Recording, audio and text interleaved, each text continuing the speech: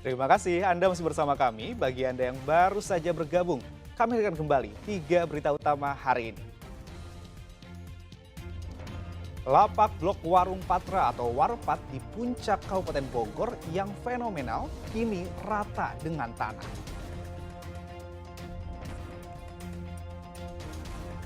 Para calon gubernur dan wakil gubernur Jawa Barat menyayangkan durasi debat perdana hanya 45 detik per orang.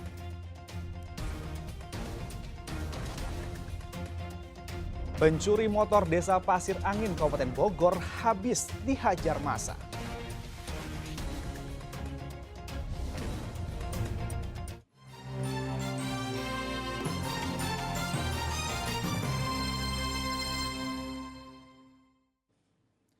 Tebing setinggi 20 meter di Kabupaten Sukabumi longsor hingga menutup jalan antar desa. Material longsor juga menimpa tempat parkir pemancingan dan sebuah mobil. Jalan penghubung antar desa di Kecamatan Kadudampit, Kabupaten Sukabumi tertutup longsor. Akibatnya jalan antar desa Sukamaju dan Cipetir ini tak bisa dilalui. Warga mengatakan saat longsor, wilayah ini tengah diguyur hujan deras. Tiba-tiba terdengar suara gemuruh yang ternyata longsoran tebing setinggi 20 meter. Bahkan longsor sampai terjadi 2 kali. Itu sampai ke depan terdengar suara gemuruh. Saya balik ke arah, lihat ke belakang. Nah, di susulan kedua, di longsoran pertama itu mobil yang lagi parkir kegerus ke bawah. Kemudian di longsoran yang kedua itu ngegeser mobil makin ke arah bawah. Itu apa Pak yang longsor itu, bukit atau apa? Ya, bukit yang di atasnya ada kali. Pak, kalau sebenarnya di bawah itu ada apa Pak? Ada Di mobil bawah di itu situ? adalah jalan akses menuju ke pemancingan. Kemudian terkadang dipakai untuk lokasi parkir orang-orang mancing. Kalau Selain jalan, material longsor juga menimbun lokasi parkir pemancingan dan sebuah mobil. Petugas BPBD Kabupaten Sukabumi bergerak untuk menyingkirkan longsoran tebing. Namun, evakuasi untuk kendaraan yang tertutup longsor masih sulit dilakukan. Yang terdampak ini di kolam pemancingan dan ada satu mobil yang tertimbun. Untuk mengevakuasi mobil tersebut memang banyak kesulitan karena kita harus mengevakuasi dulu tanah-tanah yang ada di lokasi tersebut dan ini membutuhkan alat berat. Longsor menutupi jalan lebih dari 1 jam. Meski mulai menyingkirkan material longsor, petugas khawatir masih terjadi longsor susulan. Asep Didi melaporkan dari Kabupaten Sukabumi.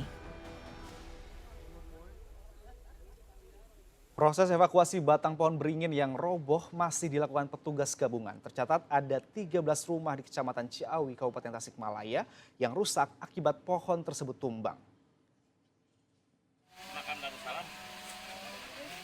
Desa Kurnia Bakti, Kecamatan Ciawi, Kabupaten Tasikmalaya sedang dilanda musibah.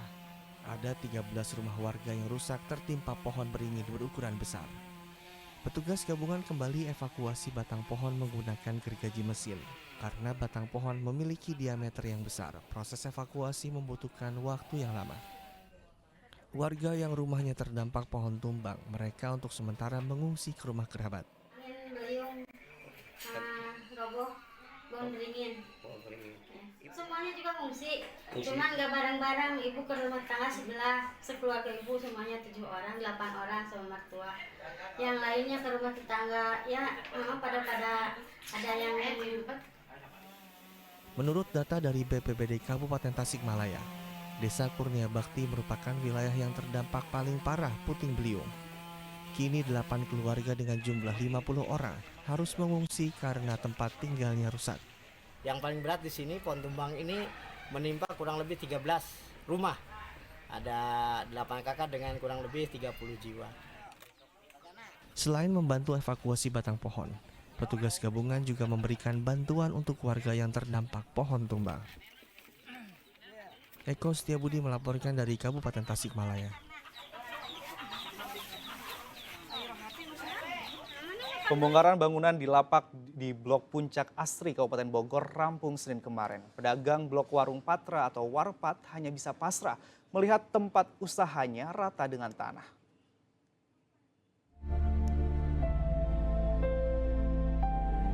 Inilah penampakan saat bangunan dan lapak liar di Blok Puncak Sari, Kabupaten Bogor dibongkar pada Senin kemarin.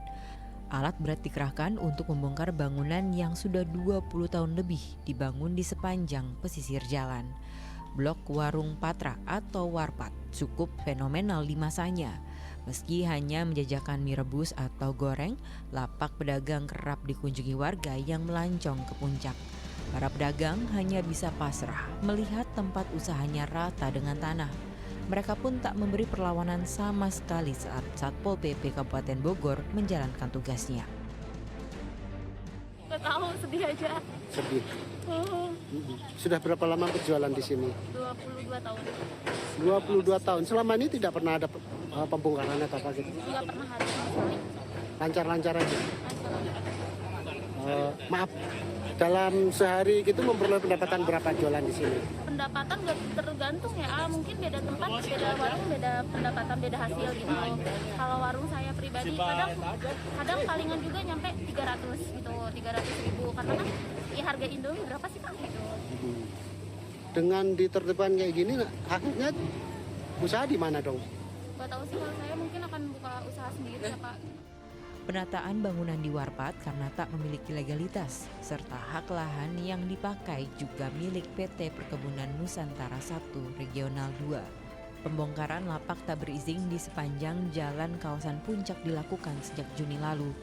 Para pedagang direlokasi ke kawasan Gunung Mas yang kini jadi rest area dan dibangun sejumlah lapak siap pakai. Asep Solihin melaporkan dari Kabupaten Bogor.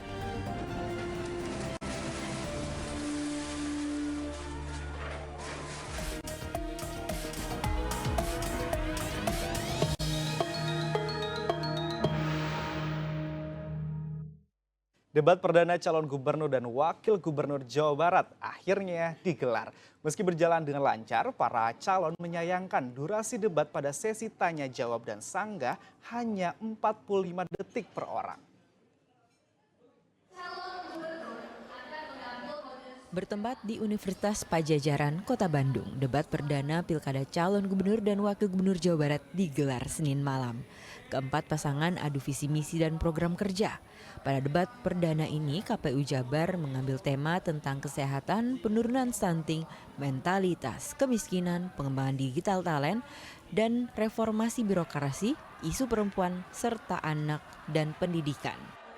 Dalam surat keputusan 1363 kita kan hanya menentukan tema gitu ya, terkait dengan mereka menjawab yang ini kan menjadi hak dari para pasangan calon. Tapi ini nanti kan masuk ke dari tabungan akan sampaikan pada saat rapat dengan tabungan pasangan calon. Pasangan nomor urut 1 Acep Adang Gita KDI ingin menjadikan masyarakat Jawa Barat bahagia lahir batin dengan mengutamakan kesejahteraan fisik dan spiritual. Pasangan nomor urut 2, JJ Ronald, membangun infrastruktur di 27 kabupaten kota harus merata, jangan sampai pusat Jawa Barat hanya ada di Bandung. Sementara nomor urut 3, Ahmad Saiku dan Ilham Habibi ingin membangun Jawa Barat untuk Indonesia maju berkelanjutan. Dan pasangan terakhir, nomor urut 4, Deddy Mulyadi, Erwan Setiawan, yang mengusung Jabar dikelola secara istimewa demi mencapai derajat kemuliaan dengan potensinya. Masing-masing calon diberikan waktu selama 2 menit, tetapi dalam sesi menanggapi, paslon hanya diberikan waktu 45 detik saja. Hal itu sangat disayangkan semua kandidat. Ya, cuma menurut saya perlu dievaluasi kembali ya, agar baik durasi atau polanya agar semuanya bisa muncul. Kan debat ini menjadi referensi masyarakat Jawa untuk memilih kan, sehingga tentu baik orangnya, baik wakilnya, ya betul, sehingga kami para calon ini bisa mengoperasikan seluruh konsep pembangunan sehingga menjadi jelas. Sangat sempit ya, 45 detik. Nah, oleh karena itu ya akan sangat mengatur kata-kata itu sulit sekali ya. Tapi alhamdulillah semua bisa dilaksanakan dengan lancar dan semua pesan saya kira sudah tersampaikan. Rencananya KPU Jabar akan kembali menggelar debat kedua pada pekan depan di Cirebon. Muhammad Rizal melaporkan dari Kota Bandung.